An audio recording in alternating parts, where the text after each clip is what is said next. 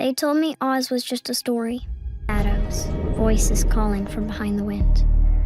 Now Oz is awake again. And whatever began with my grandmother is coming back to finish with me.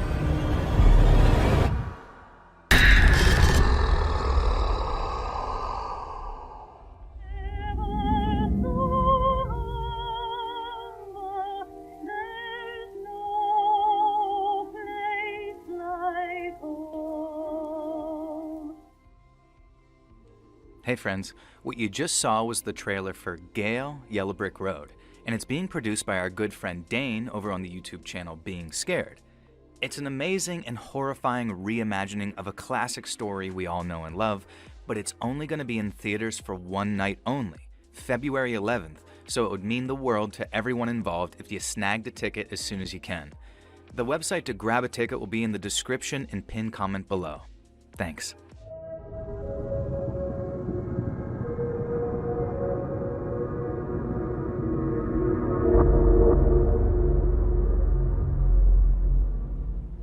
I don't think I fit the picture that people imagine when I say lesbian GameStop manager, but that's who I am. I wasn't a manager when this happened, just a lesbian GameStop. And it was when I had been at GameStop for about a year and a half, at around October 2014 when I was about 22. We were still in the era where a conventionally feminine female gamer was something of an oddity, at least in my town, and we're long past that, thank God, but it could get a bit tiresome. Now, you're probably imagining my story is going to involve the worst in a long line of terrifying incel male gamers hitting on me at work after crawling out of mom's basement. Now, maybe that happened occasionally, but honestly, in my experience, that whole stereotype is just played up and played out and nowhere near as common as people think. And now your listeners are going to be calling fake or plant or whatever, but I swear, this has always been my genuine experience. I know there are plenty of weird gamer bros out there, but well, I think this story itself is proof of why you can simply never tell who's going to be like what.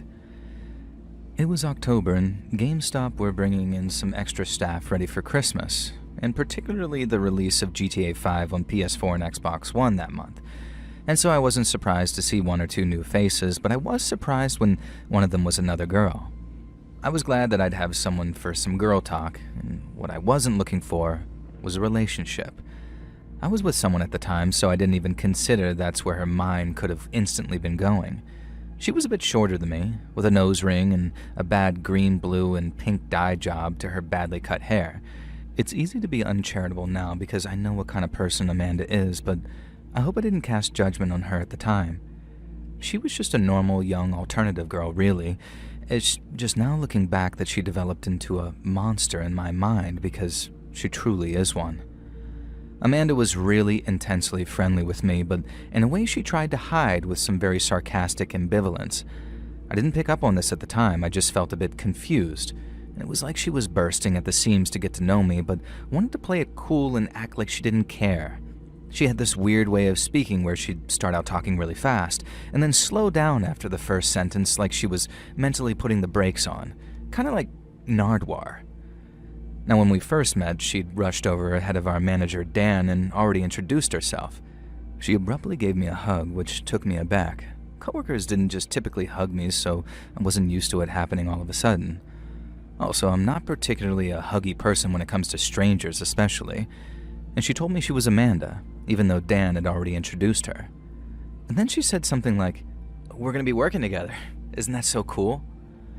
Now, she said this like we knew each other from school or something, like we were old friends.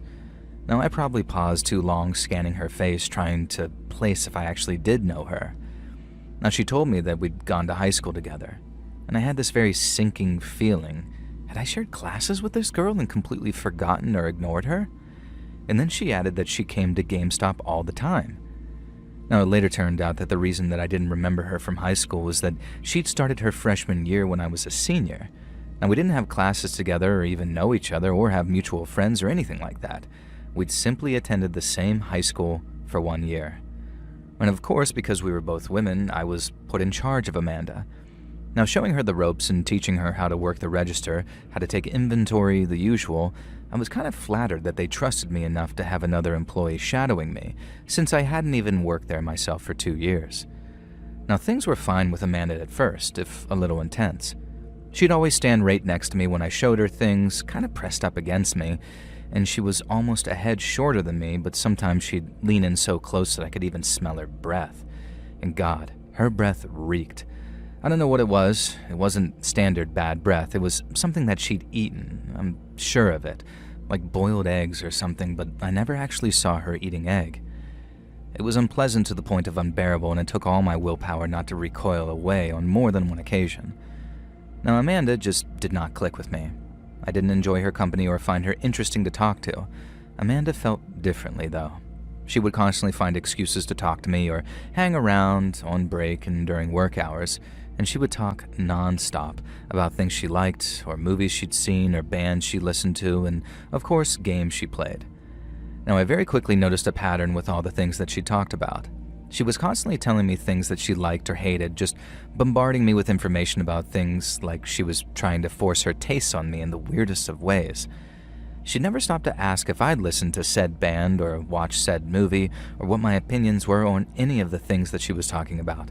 She would just sort of go on about how much she liked, say, One Direction or The Conjuring or Marvel movies or some such. I didn't really pick up on it at the time, but there was no defining genres or themes or any personalities to her tastes.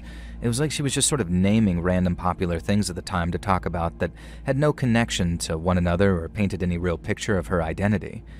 If you've ever met someone like this, you'll know what I mean. Like they're not a real person. She obviously did watch the movies and listen to the bands and play the games, but she would talk about them relentlessly. She usually loved the things she talked about, but occasionally hated them to the point of almost unsettling rage. But it was just the most bland, wide-ranging set of subjects, like someone Googled popular things and was just checking them off. Now, eventually I had enough, and I had to ask Amanda to chill and give me a bit of space, and it was kind of driving me insane. I sort of expected her to take it badly. Now, what I didn't expect her to do was try and kill me and then act like nothing happened. I would cycle to and from work in those days. I had a license, but my apartment was close and I didn't want the cost of vehicle upkeep, and so I always kept my bike in great condition. But one night, cycling home in the dark, my brakes failed at the bottom of a hill and I came skidding off into the gutter. Now, it could have been much, much worse. There was one intersection on the way home and that could have been lethal. I know those brakes had been screwed with. They hadn't been cut or anything. The nuts were just loose, causing the grip to slip and not function immediately. Just the type of thing that I was pretty meticulous about checking when I did my weekly upkeep on the bike. Now, I didn't mention the bike incident to anyone at work because I didn't have proof, and I could have been completely wrong. But it was just a couple of days after that when Amanda's demeanor towards me completely changed. She was still as overly friendly as possible, still forcing her company onto me whenever she could at work, albeit slightly less often. But this is where things did a 180 to become intrusive. Instead of ranting at me about pieces of pop culture, she suddenly switched to relentless questioning. What movies had I watched that week? What games was I playing? What's my favorite song? Who are my favorite bands? What shows were good? What did I recommend? Just constantly a barrage of questions. There was no pause to take in information or to discuss anything I brought up. She wasn't actually listening to my answers, or at least I didn't think so. And soon, what felt like a spark of interest became insulting, and I realized that it wasn't worth answering properly because she didn't actually care. And so I'd give a brief, abrupt answers to pretend that I hadn't heard, and then she started asking about things that weren't pop culture related. Where did I live? Did I like anyone at work? Who had I dated in high school? Stuff like that. And thankfully, that only went on for a couple of days, and I managed to avoid having to give her any personal information. But good Lord, I didn't think that I could have taken this for long without snapping. Now, I'm not sure why I decided to answer her, and so confidently too, when she asked me if I had a partner.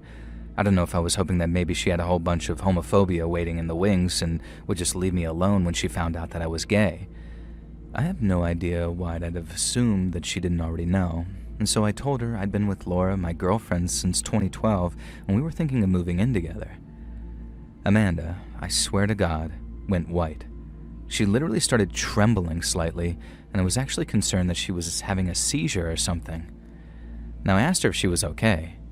Amanda nodded, staring at me in a deep, intent way that gave me chills to this day. And then suddenly she blurted out some kind of sentiment like, "I'm so happy for you," and swept me up in a huge, overly tight, uncomfortable hug, and then stepped back, beaming, as if nothing had ever been wrong. Now, this was obviously the point that I knew something was very off about Amanda. Thankfully, she wouldn't be in my life much longer, but it gets oh so worse before it gets better. Amanda became absolutely obsessed with The Last of Us. Now, that sounds par for the course in 2024, but back then the sequel wasn't yet out, and we had the original and then the remastered version on PS4 and Xbox, and Amanda actually bought a copy of The Last of Us Remastered that same day, but I thought nothing of it at all. Why would I? Everyone was buying it. Now, one day, Amanda walked up to me in the break room and literally thrust that Last of Us box into my face. Now, I remember what she said next precisely because it was so insane. "I would love a relationship like that. Someone who will fight through the zombie apocalypse for me." Then she paused. "With a girl," she added, staring intently at me.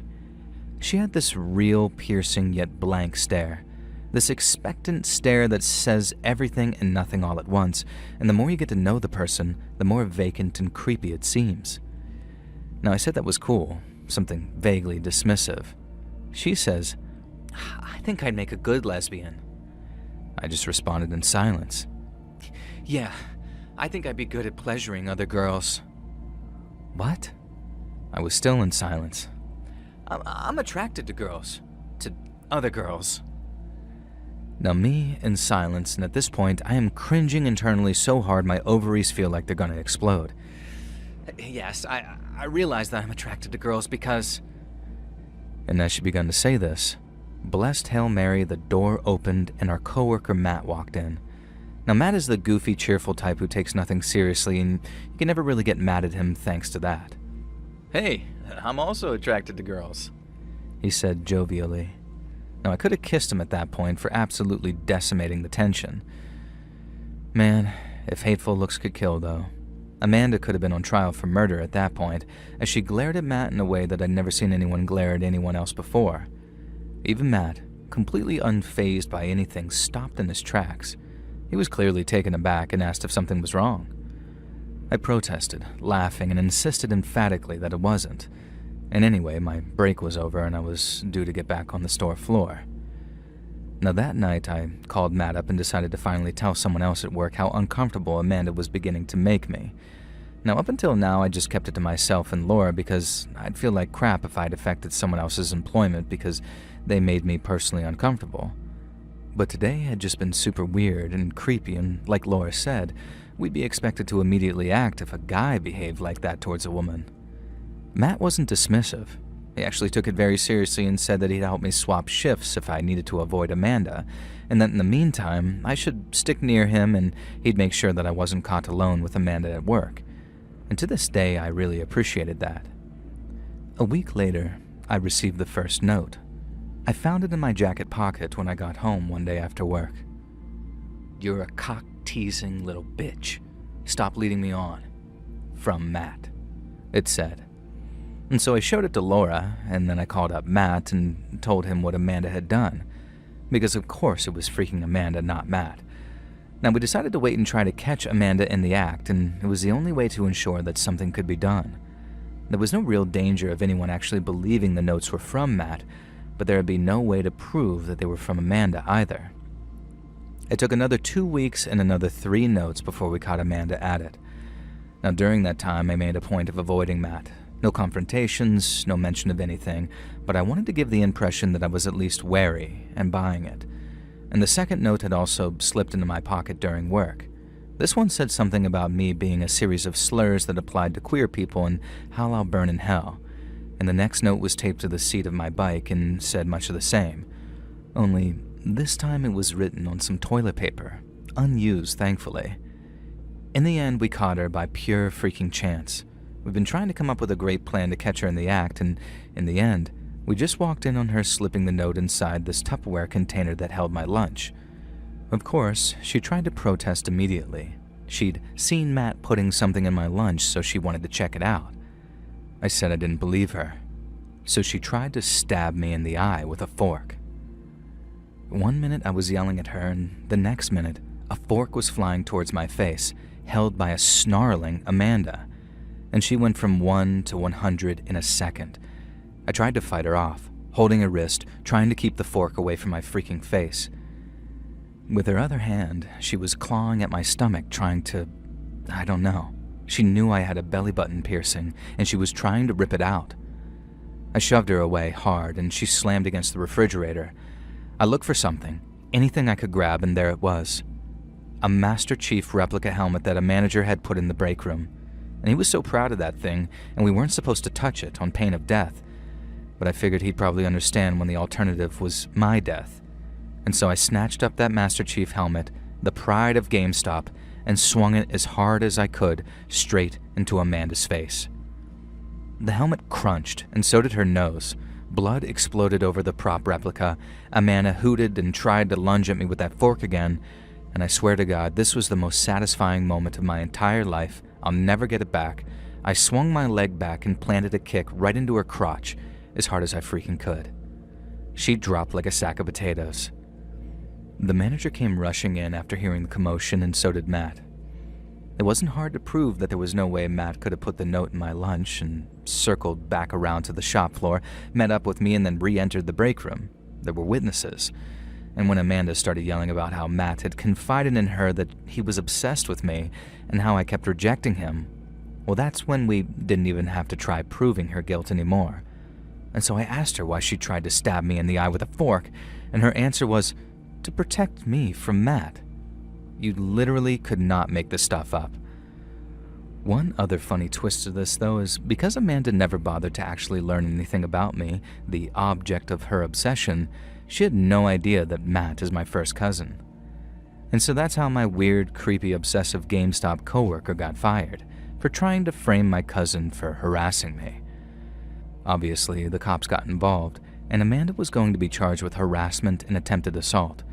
And in the end, though, we had to settle out of court because I'd smashed her face in with that Spartan 117 helmet, and while things would have likely turned out in my favor, I didn't want to go through the prolonged court case when we could just settle.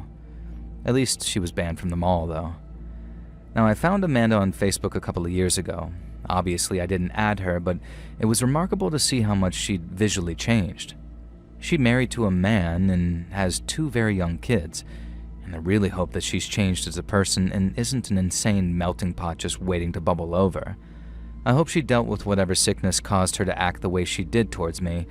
When I last looked on her Facebook, which she keeps publicly visible to all, I saw that she'd recently become the youngest ever board member of her area's local HOA.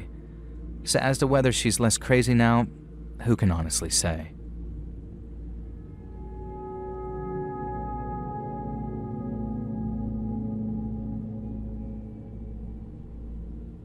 This is a pretty messed up story about something that happened to me in the late 2000s. This is the first time I put it all down on paper, even though I've shared this story privately a lot, so please bear with me. In the fall of 2008, I was in my senior year of high school in a small town near Atlanta.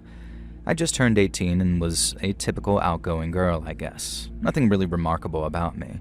I was just normal.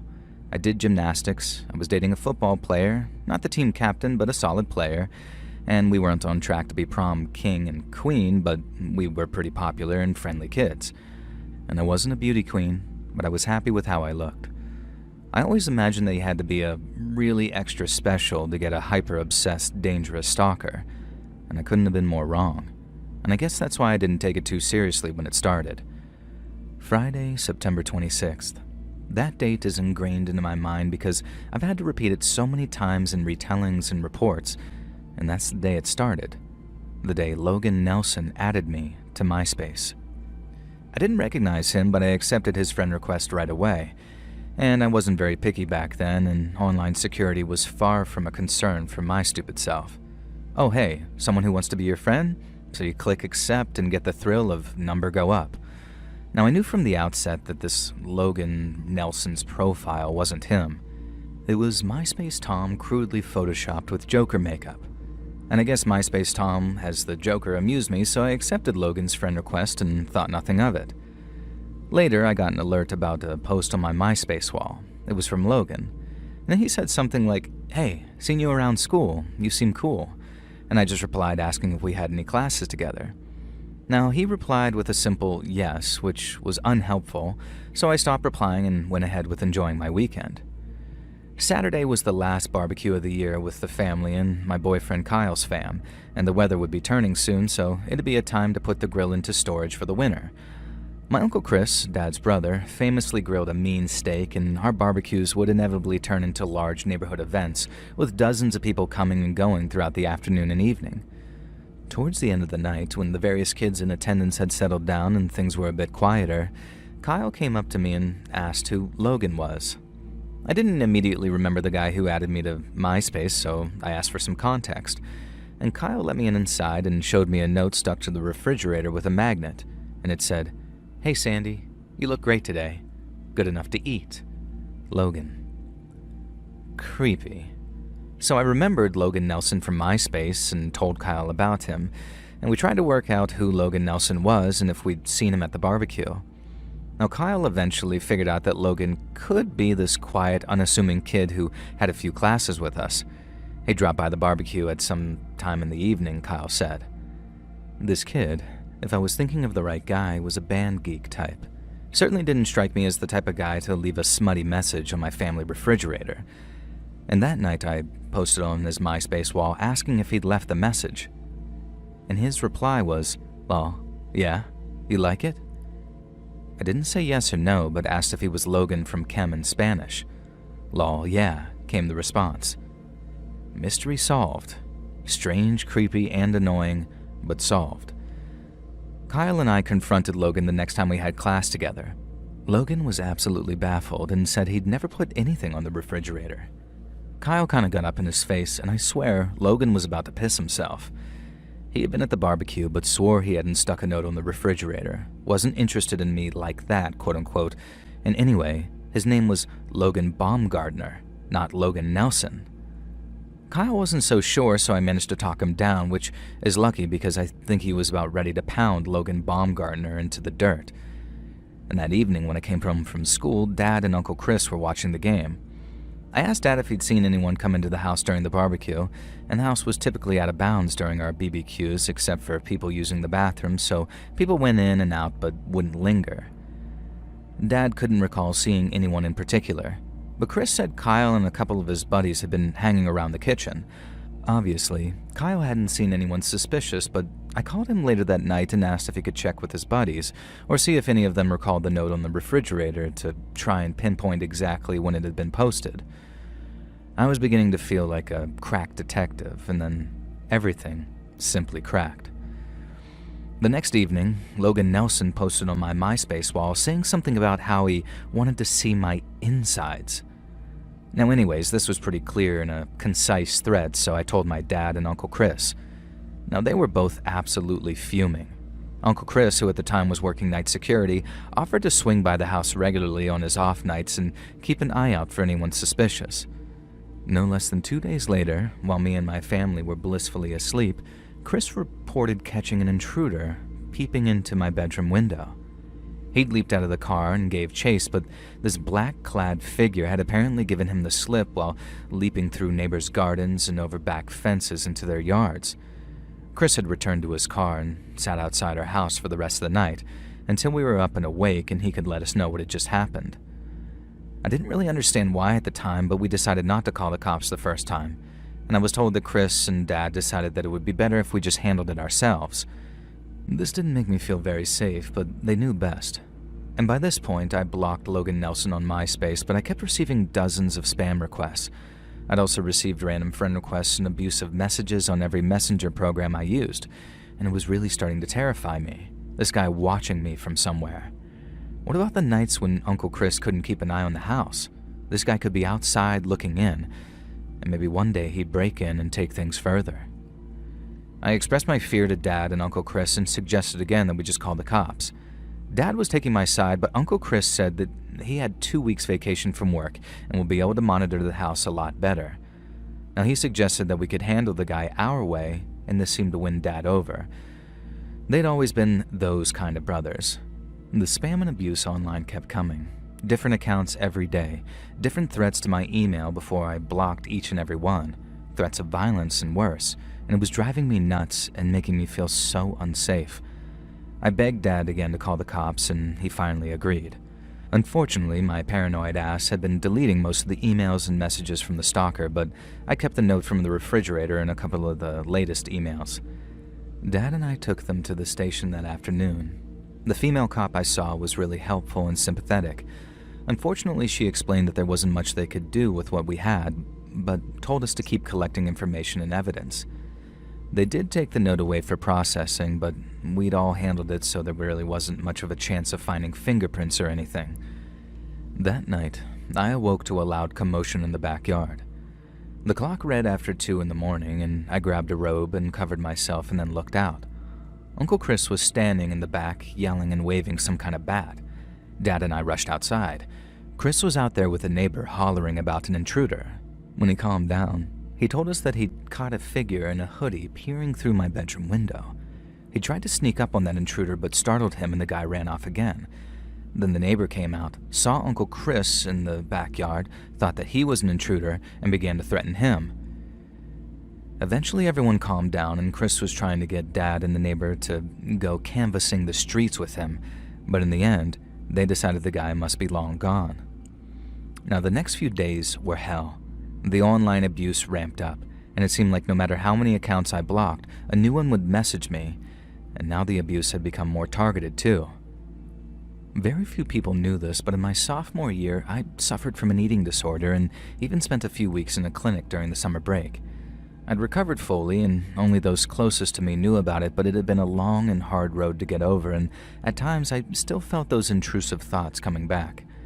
And so it was pretty unwelcome when my stalker started calling me fat and obese, a pig, and a disgusting flesh monster, all sorts of lovely things. The dress you wore today doesn't fit you very well. Maybe try 10 sizes up, they say. Didn't know that they let pigs into our high school. Saw you in the cafeteria stuffing your face today. Disgusting. I hadn't even eaten in the freaking cafeteria that day. I hadn't eaten anything because the weight paranoia was coming back thanks to this stalker. Now, we filed reports with the cops about all this online abuse, but back in 2008, being an online target wasn't taken seriously at all by the law, even if the cops were sympathetic. And since we only had Uncle Chris's eyewitness account of a potential intruder, it was hard to escalate things legally. Now, Kyle tried his best to make me feel better, constantly telling me that I was beautiful and I shouldn't listen. And he knew about the eating disorder, of course, although we hadn't started dating yet when I was hospitalized for it. Kyle's attempts weren't really working, though, and I was falling back into the rabbit hole of hating myself. Now, one morning, I found a huge cake shoved into our mailbox. Flies were swarming around it, and the entire space in the mailbox was filled with disgusting cream frosting and stale baked goods. Now, it must have been done before our mail arrived because the mailman alerted us about it. And that same day, I received a bunch of spam emails asking if I enjoyed the cake, with things like oink oink written in them and then photos of pigs. Uncle Chris was still on his vacation days, so he promised to up his patrols, and he said he hadn't been there the night before due to a date, which I couldn't really hold against him. That night, though, every time I peeked out my window, I saw him sitting in his car, either reading or napping, and it did make me feel safer. But what a fool I was, as if anything was keeping me safe. Now, it was past 4 this time when I was woken up by a commotion. More than a commotion, actually. A rock came hurtling through my window, smashing the glass and sending a shard flying right past my leg and even cutting me slightly. I screamed and ran into the house. Mom and my siblings were already cowering in the living room and Dad was unlocking the gun cabinet. I'd completely forgotten my little sidearm in my bedroom safe, so much for that. And Dad ran outside, and against my mom's wishes, I followed him. Uncle Chris was out there again, and this time surrounded by a bunch of neighbors. Chris had a wild story to tell. He'd driven to the Piggly Wiggly to grab some snacks and got caught up chatting to the kid working the register. Now, Uncle Chris was kind of like that. He could somehow strike up a conversation with anyone, and so he drove back to his stakeout and caught a creeper staring into my window again. And without thinking, Uncle Chris said that he leaped out of his car, swiped up a rock, and hurled it at the intruder. He missed, of course, and that's what had smashed my window. Uncle Chris himself had actually thrown that rock. Of course, this drew the neighbors out again, and a few of the neighbor guys were scouring the area for that black-clad intruder that Uncle Chris described. Chris was really riled up, waving his gun around as he spoke, and Dad had to take him to one side and tell him to calm down before somebody got shot. He'd already thrown a rock through my bedroom window, which Dad was pissed at him about. It was impossible for any of us to get to sleep that night, and not really worth trying as the sun would soon be up. Now, my younger siblings did go back to bed, so did my mom, but Dad, Uncle Chris, and I sat in the kitchen just drinking coffee, and I thought that we were waiting for the cops to arrive, but apparently I was wrong. And that's when Uncle Chris dropped a bombshell. He said that he couldn't be sure. He stressed this over and over again, but he wanted to tell me just in case. He said that when he threw the rock, that Peeping Tom had turned and his mask had slipped, and Chris had gotten a glimpse of a face that he was sure was Kyle. My boyfriend, Kyle. Kyle, my boyfriend, my stalker? Could it be? Now, I thought about it. None of the online abuse had come through exactly when I was with Kyle, and the note had been left on the refrigerator when Kyle was in and out of the house. Kyle knew about my eating disorder. But why? Why would Kyle, the guy I loved, do this to me? No, Uncle Chris had to be wrong. Kyle wouldn't have the time or energy to make all these fake accounts, do all this harassment, shove a cake into my mailbox. Uncle Chris could have seen any white, normal-looking teenage boy and jumped to conclusions, and Kyle wouldn't do this to me. I mean, he wouldn't, would he? Now, I didn't want to raise the issue with Kyle. I was still very insecure, and I was worried that even asking him about it might cause him to break up with me. It's dumb, I know, and Kyle must have been able to tell that I was distant with him, though, because he asked what was up between us when he called me on Friday night. And I just broke down and told him how bad I was feeling because of the stalker, how insecure and scared that I was, and I mentioned that I felt so unsafe at school, knowing that this guy was watching me from somewhere at every turn, and wanted to try to fish for any clues that Kyle might feel guilty. And that's when Kyle pointed out something interesting. He said something like, "Well, the stalker hasn't actually done anything at school, right?" And when I thought about it, he was right. All the harassment had taken place in and around my home, and I never received any anonymous notes in my locker, nothing slipped into my coat or bag during school. And the stalker had left a note in my home, filled the mailbox with cake, and been caught lurking around my bedroom window by Uncle Chris a couple of times. "There's no actual proof he goes to school with us," Kyle had said. And then I thought about the messages. They would be sent to my email, my MySpace profile, Friendster, etc., and I never really paid attention to when they were posted, just when I received them, which was after I returned home from school. I've been saving them for the police reports, so I went back and checked while on the phone with Kyle, and the messages that were timed or dated had all been posted at random times throughout the day, although never mid-morning. Whoever it was knew certain details, though, like what I'd worn to school some days, and then Kyle reminded me about other details that were wrong, like the time the stalker had given me crap for stuffing my face in the cafeteria when I hadn't even eaten my lunch in the cafeteria that day. And this revelation didn't make things better, though. If anything, it just widened the pool of suspects to an almost impossible size. Now, this really caused me to start panicking, and I broke down on the phone and started crying and hyperventilating. Kyle insisted that he was coming over there and then, and we lived across town, and it was nearly midnight, so I told him not to, but he was insistent. He wanted to check on me, so I hung up the phone and waited for him. I'm feeling good that I had a boyfriend who dropped everything on a Friday night to come and see me. I was checking my messages that night, hoping that something would come through while Kyle was on the drive over, proving that he wasn't the one sending the abuse. Now, by this point, I was pretty certain he wasn't, but the confirmation would have been nice. I got the confirmation that night, but not in the way that I could have ever expected. I was reading, I think, when the commotion sounded from outside. This was beginning to become a routine now. Yelling, shouting, and then a crash. I rushed to the window. Kyle was struggling with someone on the lawn. They were both rolling around out there, and neighbors were already beginning to emerge. I saw Dad step onto our lawn holding his shotgun. I ran outside. Dad had his shotgun trained on these two men, Kyle and Uncle Chris. Kyle had his hands held behind his head while Chris was shouting and ranting. "Shut up," Dad screamed at him. I was shocked to see this gun swing in Chris's direction, and I was even more shocked to hear what Kyle was saying. Kyle had pulled up around the corner outside of our cul-de-sac and walked around the block of my house to avoid waking my family. Now by now it was nearly 1 in the morning. As he'd approached around the back where my room looked out over, he'd seen a figure standing in my window. It was very clear from his motions that the guy was pleasuring himself. Kyle had yelled and then tackled him and started beating on the guy. And that's when he realized it was Uncle Chris. Now Uncle Chris denied this. And of course he hadn't been touching himself, he'd just been on his patrol, like usual, keeping me safe. No, this could have been believed, except Dad's eyes traveled down to Chris's crotch. His fly was clearly undone, and his clothing was very disheveled. Now when Uncle Chris saw where Dad had been looking, his face went as white as a goddamn sheet.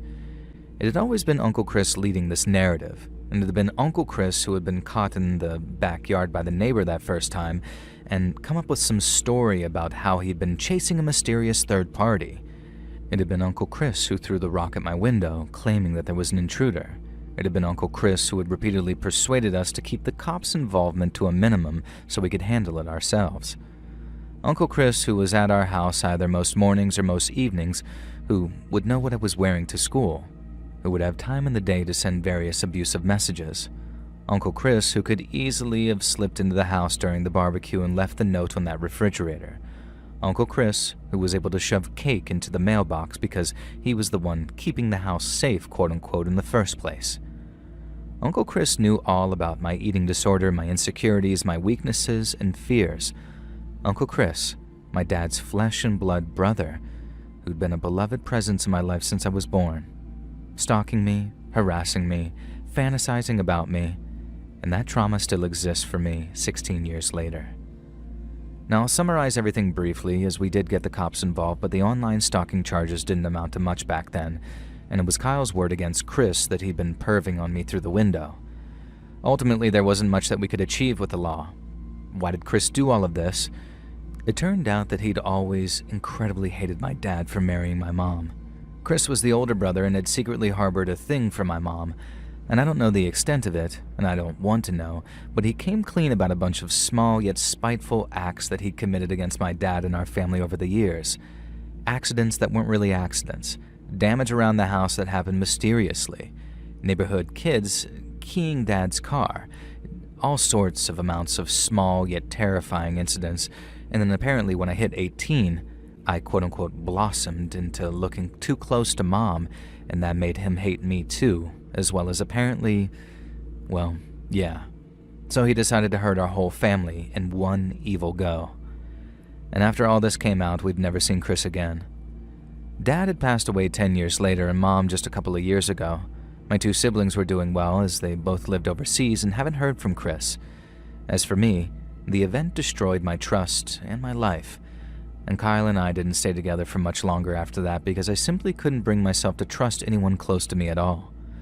Chris had been like a second father figure to me, and to say that I took all this hard would be an understatement. It was devastating. There's no happy ending. It just makes me sad that Dad never lived to see Chris put in the ground. That's happened now, though, and apparently he listed me as his closest living relative because a few weeks ago I was informed that Chris had died in a motorcycle accident a few states over. Apparently he was strung out on meth and showed signs of long-term addiction. I don't think I'll have any more involvement than being informed, but I'm glad to know that he's gone, and I hope it was painful. I have moved on, and I have a partner and family of my own, and I'm just very grateful that my kids can't grow up with a terrifying paternal uncle, because my husband is an only child.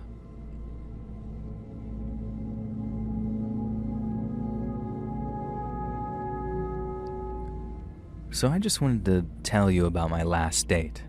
His name was Greg, and he was perfect. I met him on Grindr, and I genuinely saw a future with this guy. And I guess there was a future, just not a future that I could have ever predicted. Now, we chatted on the app for a few days before deciding on our first date. A lunch date picnic in the park. And I booked it during our lunch hour because, well, I was on my lunch hour, and I also knew that there'd be a bunch of other people around. Always important for a first date or a first time meeting a new person. Now, I'm not really new to the dating game. I'm the type of guy who struggles to settle down. Well, not yet anyway, and not that I sleep around or have multiple people on the go at once. I'm just really picky and I get tired of people's idiosyncrasies very quick. Now, I know this makes me kind of flaky and unappealing as a prospective partner, so I try and make up for that in other ways by keeping myself well-groomed and fit, etc. I want people to give me a chance, even if I'm not always best at doing the same in kind. Now, Greg was wonderful. Mid-20s, I'm late 20s. He was very calm, gentle, almost quiet. A very thoughtful guy. Now, our lunch date ran longer because we spent so long talking about literature, art, movies, politics, you name it. Everything we could think to talk about, and we found very mutual interest in each of the topics.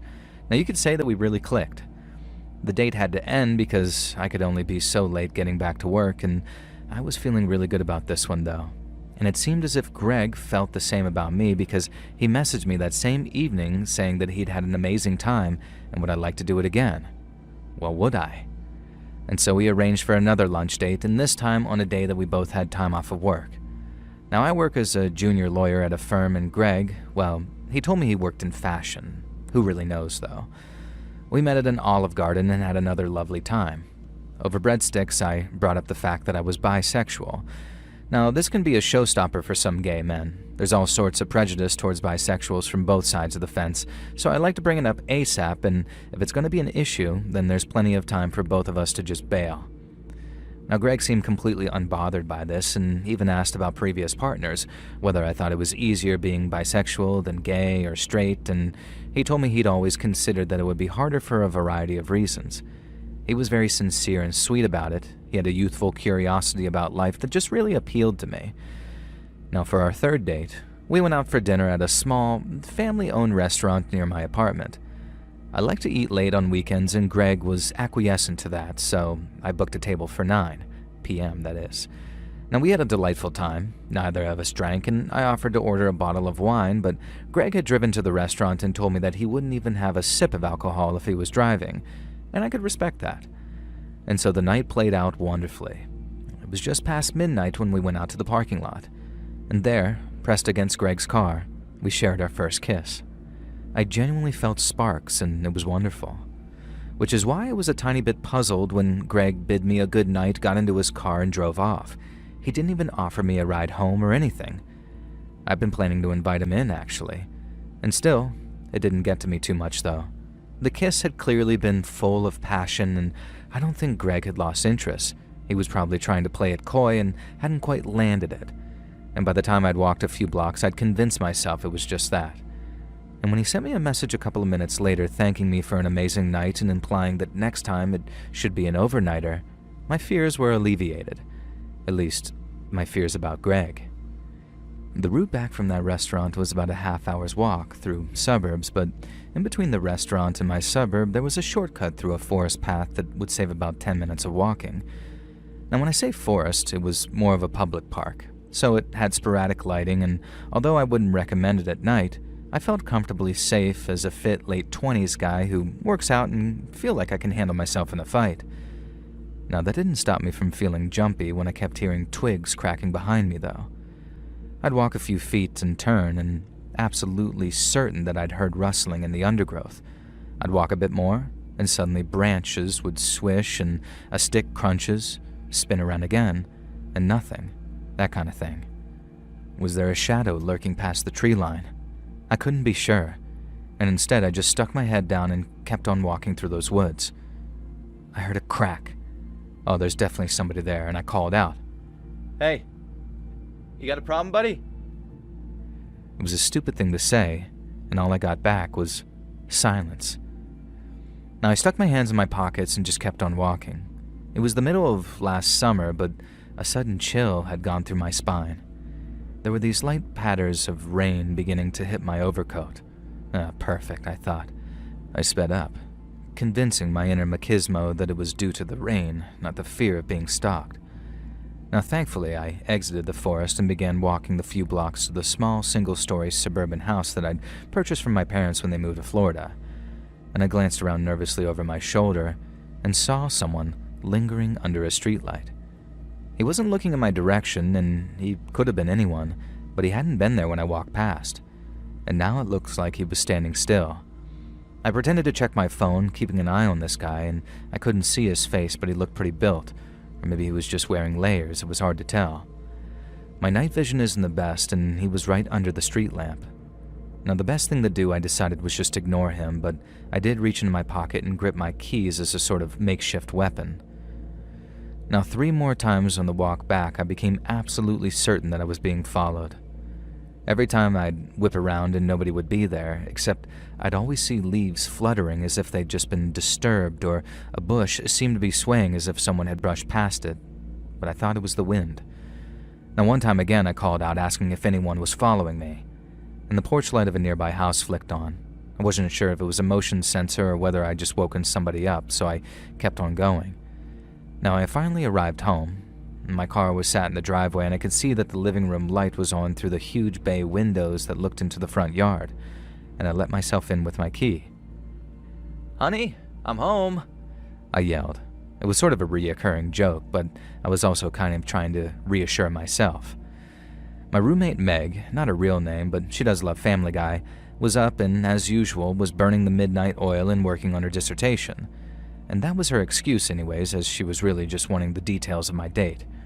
She knew that I'd really been digging this Greg guy, and she and her boyfriend Simon were really hoping that I'd find someone to settle down with. She asked how things went, and I'd said I'd tell her all about it.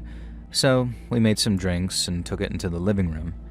I took the couch and Meg took the single-seater recliner, and we both put our cups on the table.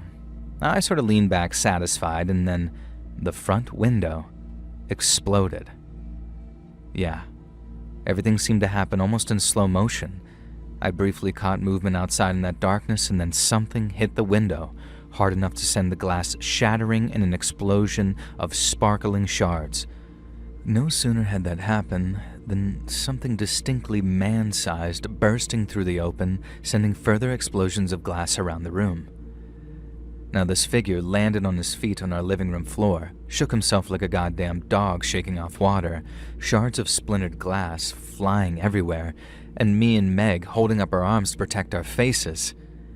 This man screamed something indiscernible. Something like that, I don't even know, but I could hear dark, ragged breaths coming from him. Who was this? Some meth head here to rob us, I thought.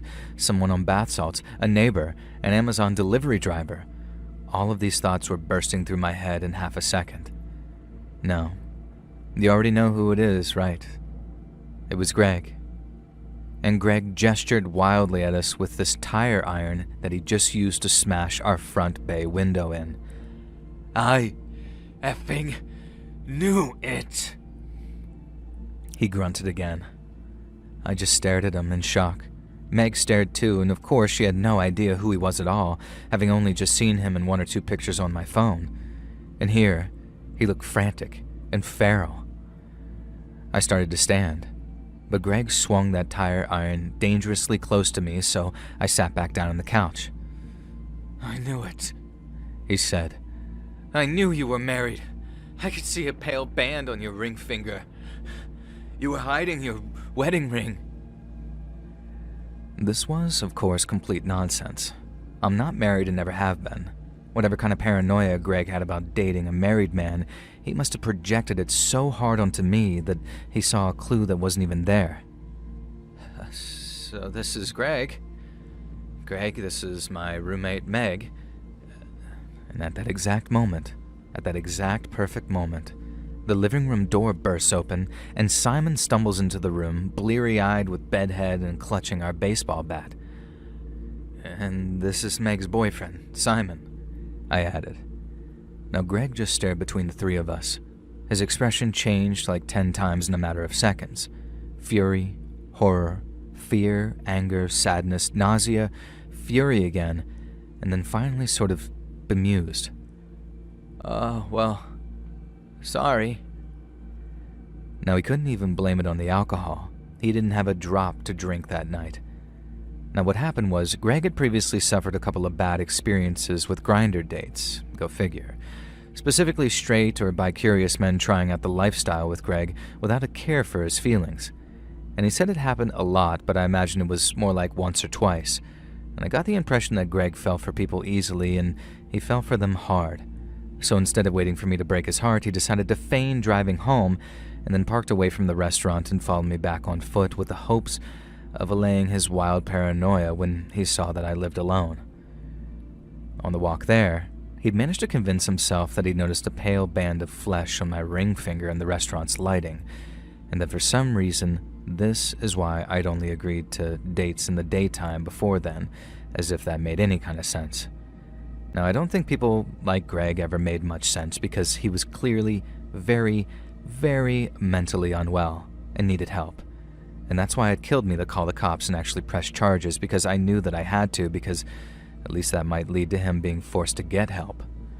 Now, he didn't have to go to jail, but there was a fine, and I'm told that he underwent some court-appointed anger management nonsense.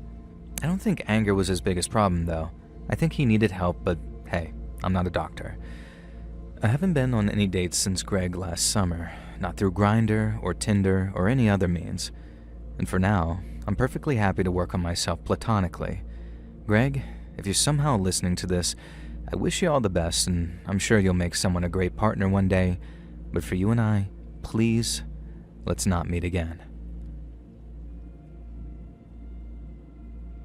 Hey friends, thanks for listening. Click that notification bell to be alerted of all future narrations.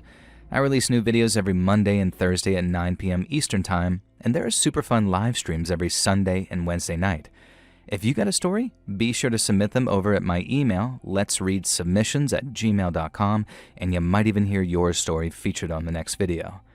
And if you want to support me even more, grab early access to all future narrations and bonus content over on Patreon, or click that big